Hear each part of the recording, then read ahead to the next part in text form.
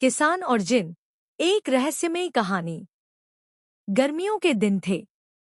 सूरज आग बरसा रहा था, मगर मेहनती किसान रमेश अपने खेतों में काम कर रहा था। माथे से पसीना टपक रहा था, मगर वह अपने फसल की देखभाल में जुटा था। चारों ओर सन्नाटा था, केवल झींगुरों की आवाज और हवा की सरसराहट सुनाई दे रही थी। तभी अचानक एक अजीब सी आवाज गूंज उठी। रमेश! ओ रमेश! रमेश चौंक उठा। उसने इधर-उधर देखा, मगर दूर-दूर तक कोई नजर नहीं आया।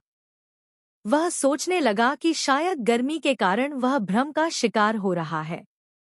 लेकिन फिर वही आवाज और जोर से आई, रमेश, मेरी बात सुन। अब तो रमेश के रोंगटे खड़े हो गए। वह घबराकर अपने हल के पास खड़ा हो गया। तभी उसके सामने एक लंबा, डरावना जिन प्रकट हुआ। उसकी लाल जलती आंखें और काले धुएं से बनी देह देखकर रमेश की सांसें थम गईं। जिन ने गहरी आवाज में कहा, मैं इस जमीन का रक्षक हूँ। मैं हजारों सालों से यहाँ सो रहा था, मगर तुम्हारे हल की चोट से जाग गया हूँ। अगर अपनी जान बचानी है, तो तुम्हें मेरी एक शर्त माननी होगी। रमेश ने हिम्मत जुटाई और कांपती आवाज में पूछा, क्या शर्त है? जिन मुस्कराया, तुम्हें मेरे दिए 3 काम पूरे करने होंगे।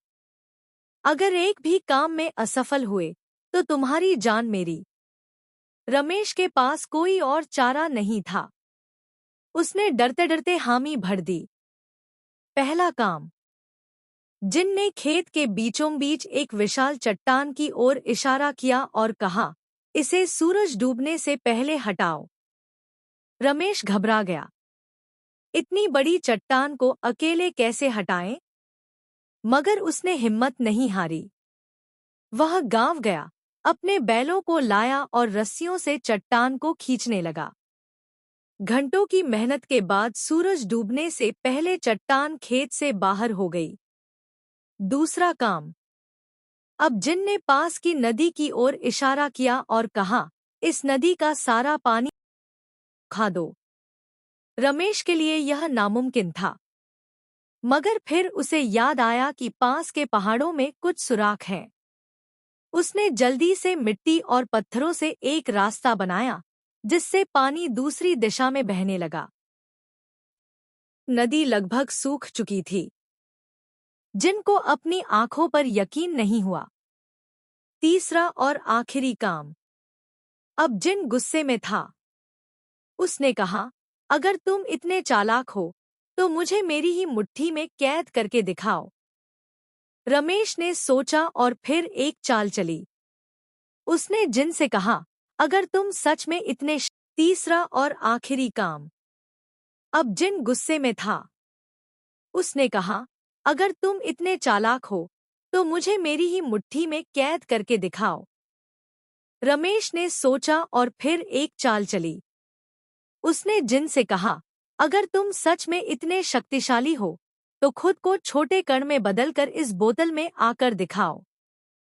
जिन को अपनी शक्ति पर घमंड था। वह झटपट छोटे आकार में बदलकर बोतल में समा गया। रमेश ने फौरन बोतल का ढक्कन बंद कर दिया और उसे जमीन में गाड़ दिया। जिन फंस चुका था। रमेश ने राहत की सांस ली और घर की ओर चल दिया। उस दिन के बाद रमेश ने कभी भी खेत में अजीब आवाजें नहीं सुनी। मगर गांव में यह कहानी पीढ़ी दर पीढ़ी सुनाई जाती रही कि कैसे एक साधारण किसान ने अपनी बुद्धि से एक ताकतवर जिन को हरा दिया।